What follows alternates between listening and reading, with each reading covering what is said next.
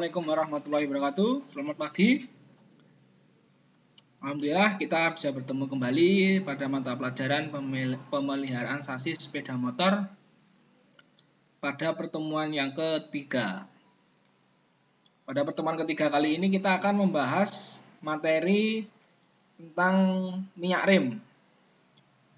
Untuk lebih jelasnya bisa kita simak bareng-bareng pada slide selanjutnya. Pada pertemuan hari ini kita akan membahas beberapa menu. Bisa kalian lihat pada daftar isi. Yang pertama kita akan membahas tentang fungsi minyak rem itu sendiri. Lalu yang kedua setelah fungsi kita akan membahas tentang karakteristik minyak rem. Jadi kita akan membahas yang pertama adalah fungsi minyak rem. Minyak rem ini sering kita jumpai saat kita melakukan perawatan ataupun servis rem. Tentunya kita akan menggunakan minyak rem. Jadi apa sih minyak rem itu?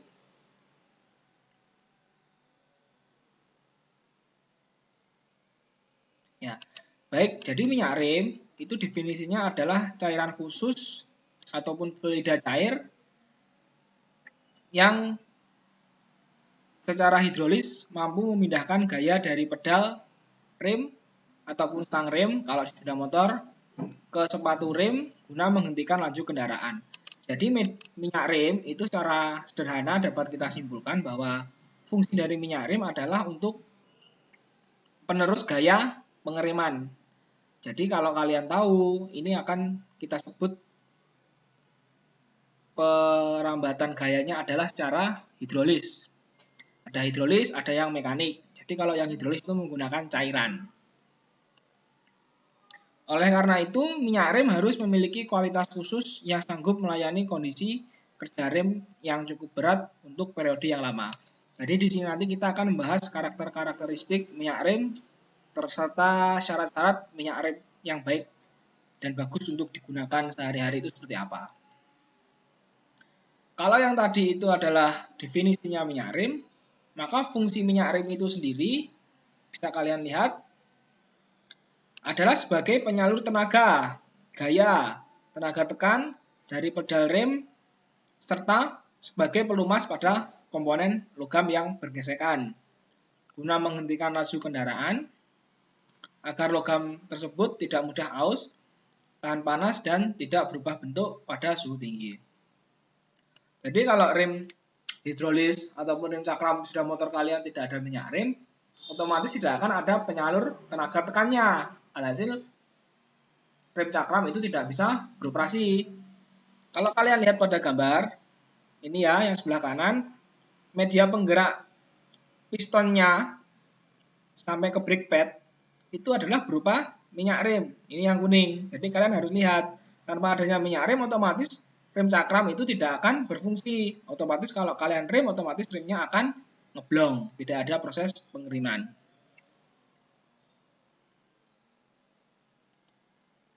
Yang tadi itu adalah fungsi dari minyak rem. Maka berikutnya kita akan membahas tentang karakteristik minyak rem sendiri.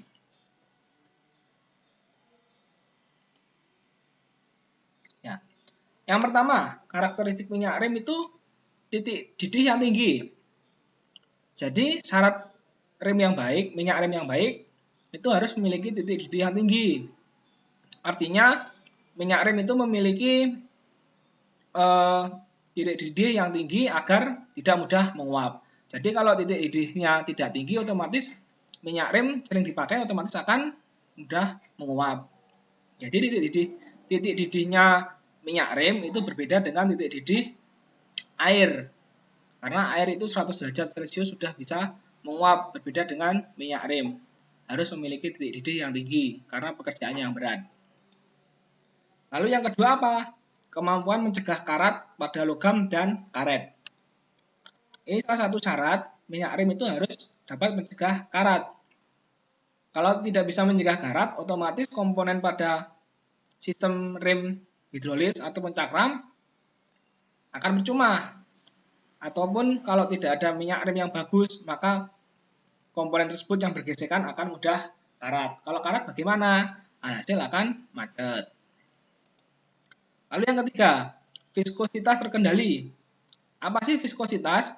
Viskositas itu adalah kekentalan. Jadi indikator kekentalan suatu cairan itu adalah viskositas ataupun viscosity grade. Jadi kekentalannya minyak rem itu harus terkendali, tidak mudah berubah. Jadi harus stabil. Kalau mudah berubah, otomatis penggunaan minyak rem itu tidak akan dapat digunakan dengan baik. Lalu yang ketiga, sifat hygroscopic. Nah, dari minyak rem harus rendah.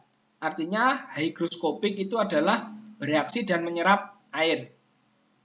Jadi minyak rem itu harus memiliki sifat penyerapan air yang rendah agar minyak rem tidak mudah bercampur dengan air.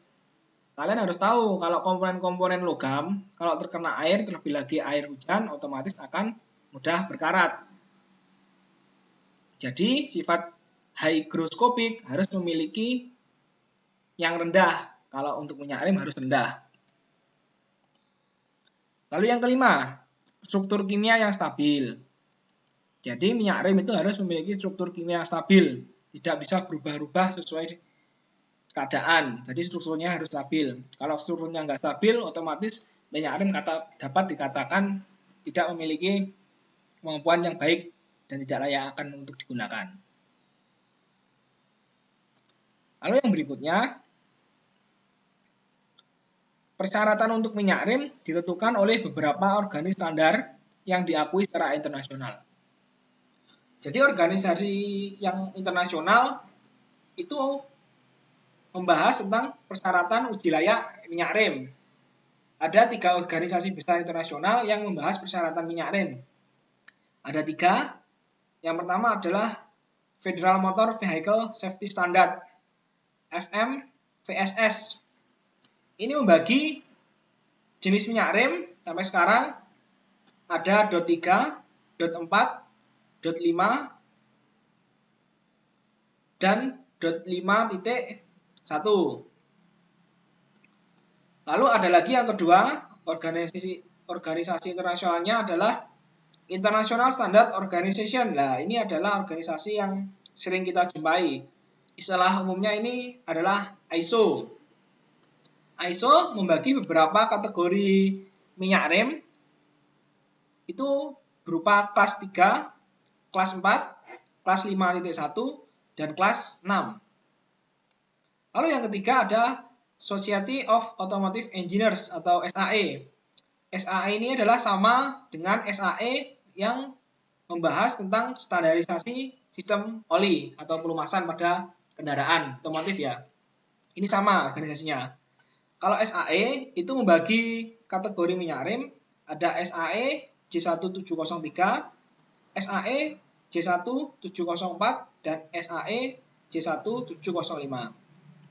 Tapi kalau kita di pasaran, itu secara umum indikator atau kategori yang kita gunakan adalah dot ini ya, dot 3 sampai dot 5.1.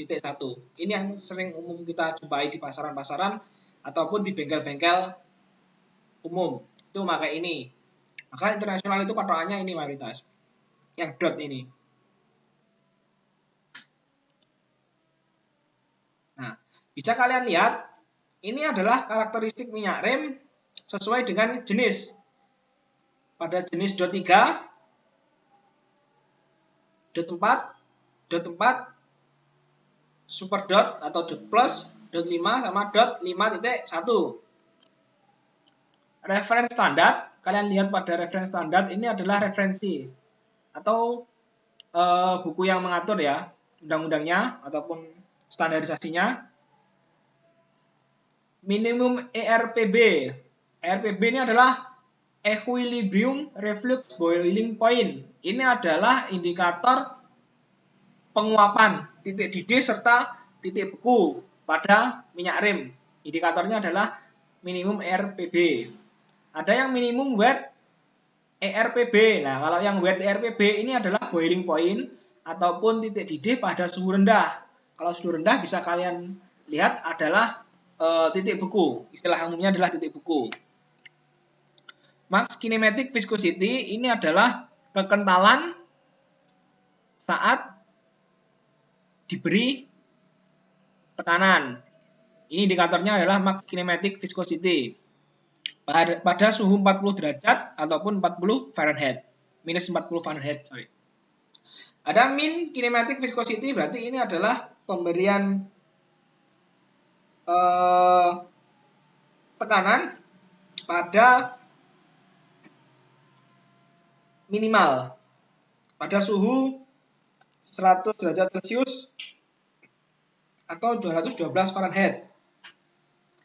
Color requirement ini adalah warna dari minyak rem. Base component ini artinya adalah komponen dasar pembuatan minyak rem tersebut. Ayo kita lihat bareng-bareng. Yang pertama adalah DOT 3. DOT 3 itu diatur pada FM VSS 116 pada ISO 4925 sama termasuk kelas 3. Minimum ERPB-nya adalah pada suhu tertingginya adalah 205 derajat Celcius atau 401 Fahrenheit. Lalu minimum wet RPB-nya, minimum wet boiling point, itu suhunya rendahnya sampai 140 derajat Celcius. Lalu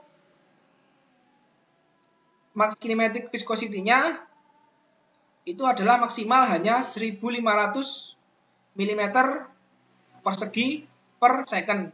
Jadi kalau pemberian gayanya itu adalah 1500 mm persegi setiap detiknya untuk mengetes max kinematic viscosity-nya. Lalu kalau min kinematic viscosity itu adalah 1,5 mm persegi per second atau per detik. Lalu untuk color requirement ini warnanya adalah clear to amber. Jadi warnanya adalah amber itu merah mau ke pink, cerah menuju merah cerah istilahnya. Merah padang kalau wong Jawa ya. Hampir ke pink, merah cerah. Lalu base komponen atau bahan pembuatnya adalah glycol ether sama borate ester. Ini bahan pembuatnya. Kalau kalian bingung, apa sih glycol ether? Itu bisa kalian searching sendiri ya. Di Google ini banyak ini pemberitahuan ataupun pengertiannya glycol ether sama borate ester.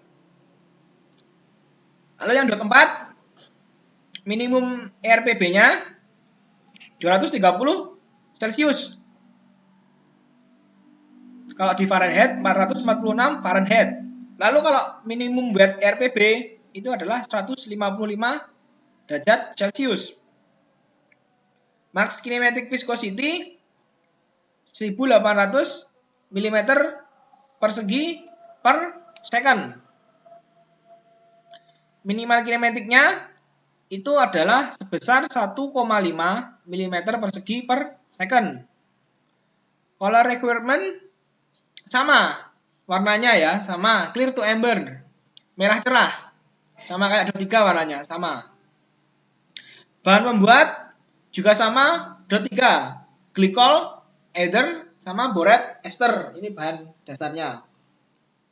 Jadi kita lihat DOT 3 sama DOT 4 itu bahan serta warnanya sama, cuma yang membedakan adalah minimum ERPB-nya sama minimum wet ERPB. Lalu kalau DOT 4 plus atau super dot itu minimumnya 230 derajat Celcius. Kalau minimum wet ERPB-nya 155 derajat Celcius. Max kinematiknya viscosity 750 mm persegi per second per detik. Kalau minimal kinematic viscosity 1,5 mm persegi per detik. Untuk warnanya, color requirement-nya itu sama kayak DOT 3, DOT 4. Merah cerah. Untuk bahannya, base komponen adalah glycol ether sama borate ester. Sama kayak DOT 3, DOT 4 mirip. Cuma membedakan hanya di suhunya saja. Dot 5 itu minimum RPB 260 derajat Celcius, 500 Fahrenheit. Kalau minimum wet RPB itu 180 derajat Celcius atau 356 Fahrenheit. Maksimal kinematic viscosity-nya itu 900 mm persegi per second. Minimal kinematic viscosity-nya itu 1,5 mm per second. Untuk color requirement atau warnanya purple. Apa itu purple? Ungu. Jadi warnanya itu ungu. Beda kayak dot 3, dot 4 itu warnanya merah cerah. Tapi kalau dot 5 itu warnanya adalah ungu. Base komponennya ataupun bahan pembuat dasarnya adalah silicon base break fluid. Jadi pembuatnya itu adalah silikon bahannya. Lalu yang terakhir adalah dot 5.1. Yang paling baru, dot 5.1. Minimum RPB, equilibrium reflux boiling point-nya adalah sampai suhu 260 derajat Celcius atau 500 Fahrenheit. Minimum wet RPB itu 180 derajat Celcius, 356 Fahrenheit. Lalu maksimal kinematic viscosity itu 900 mm persegi per detik. Kalau minimal kinematic viscosity-nya itu adalah 1,5 mm persegi per detik. Untuk warnanya itu clear to amber, sama merah cerah. Sama kayak dot 3 sama dot 4, sama clear to amber. Jadi yang beda cuma dot 5. Dot 5 warnanya ungu. Untuk bahan pembuat itu sama kayak dot 3, dot 4, glycol ether sama borat ester. Dari sini kalian pasti bingung, ada dot 3, dot 4, dot 4, dot 5, dot 5.1, ada dot 4 plus. Itu apa sih dot? Nah, kalau kalian di sini lihat itu adalah Department of Transportation. Jadi dot itu indikator ataupun patokan untuk suhunya. Jadi kalau kalian lihat dot itu dot 3, dot 4, dot 5 itu suhunya minimum RPB-nya itu juga beda. Jadi setiap dot itu memiliki perbedaan suhu. Jadi indikator perbedaan suhunya itu diatur oleh Department of Transportation atau dot. Jadi setiap dot semakin dari dot 3 sampai dot 5.1 maka suhunya pun juga berbeda.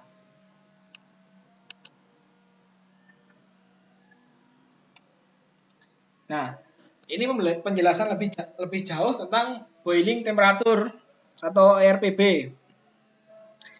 Jadi boiling temperature itu ada yang RPB sama wet. Wet itu yang dingin. Wet RPB. Kalau yang boiling point RPB yang ini yang merah ini ya. Ini kalian bisa lihat, maka dari dot 3 sampai dot 5 itu yang membedakan adalah suhunya. Semakin tinggi dot, misal dot 3 sama dot 4, maka suhunya akan lebih tinggi dot 4. Dot 4 sama dot 5, maka suhunya RPB-nya itu lebih tinggi dot 5. Jadi dot itu membedakan suhu. Semakin dotnya itu tinggi, maka suhunya yang ditahan itu juga akan semakin tinggi. Ini juga sama yang wet RPB-nya. Semakin tinggi dot, otomatis suhunya itu juga akan semakin tinggi. Jadi dot 3 itu memiliki suhu wet RPB yang paling kecil. Ini yang membedakan. Jadi dari sini kita lihat, maka yang memiliki grade tertinggi pada boiling point itu adalah dot 5 dan dot 5.1. Kalau yang terendah itu adalah dot 3. Pada boiling point panasnya dot 3 itu cuma 205 derajat Celcius. Tapi pada yang suhu dingin itu paling rendah bisa 140 derajat Celcius. Nah, yang selanjutnya ini adalah viscosities. Viscosities ini adalah sifat kekentalannya minyak rem. Ada minimum dan maksimum. Artinya kalau yang maksimal itu artinya kalau angkanya ini bisa kalian lihat kan, ini ada 750 mm persegi per second, ada 900 mm persegi per second, ada 1500 mm persegi per second. Ada yang paling tinggi 4 1800 mm persegi per second. Kalau kalian lihat semakin tinggi angkanya ini, milimeter persegi per secondnya, otomatis kekentalannya itu akan semakin kental. Jadi kekentalannya itu semakin mendekati seperti madu. Very thick like honey. Honey itu apa? Madu. Jadi semakin tinggi angkanya yang ini, otomatis kekentalannya itu minyak rem akan semakin kental. Jadi kalau nilainya ini semakin rendah, otomatis akan very runny like water. Semakin cair seperti air. Jadi semakin rendah, otomatis akan semakin cair. Kalau air itu adalah 1,5 mm persegi per second. Itu adalah sifatnya. Ini adalah yang paling cair.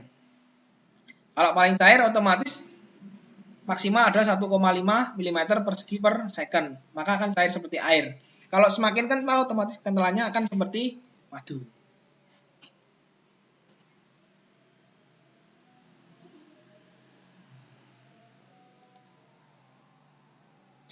Ya, itu tadi adalah materi tentang minyak rem.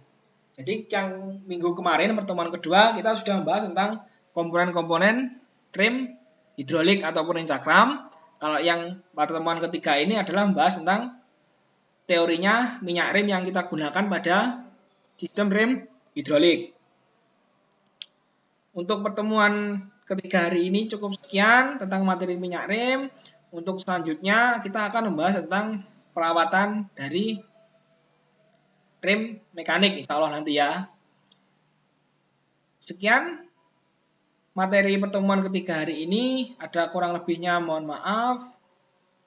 Akhirul kalam. Assalamualaikum warahmatullahi wabarakatuh.